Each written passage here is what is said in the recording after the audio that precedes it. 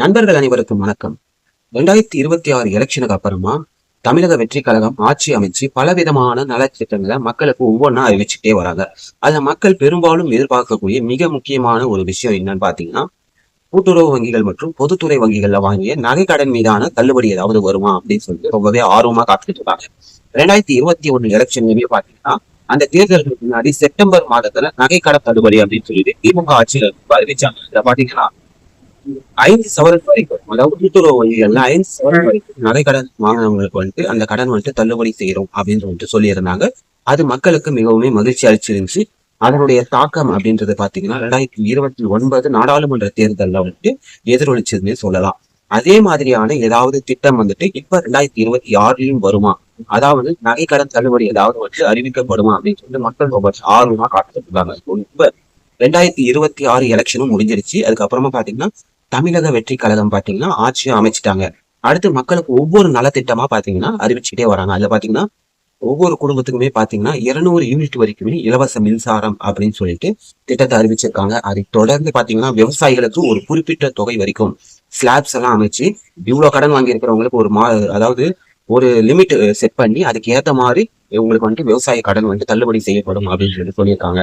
அதுக்கு அப்புறமா பாத்தீங்கன்னா இப்ப தாய்மாமன் தங்க மோதிரம் திட்டம், அதாவது பாத்தீங்கன்னா அரசு மருத்துவமனைகள்ல பிறக்கக்கூடிய குழந்தைகளுக்கு தங்க மோதிரம் தருவோம் அண்ட் அவங்களுக்கான ஒரு கிஃப்ட் பேக்கேஜ் மாதிரி தருவோம் அப்படின்னு சொல்லிட்டு அதுக்கான நிதி பாத்தீங்கன்னா 755 கோடி ஒதுக்கியிருக்காங்க. இந்த மாதிரி ஒவ்வொரு திட்டமா பார்த்து பாத்தீங்கன்னா மக்களுக்காக தமிழக வெற்றி கழக அரசு செஞ்சுக்கிட்டே வராங்க.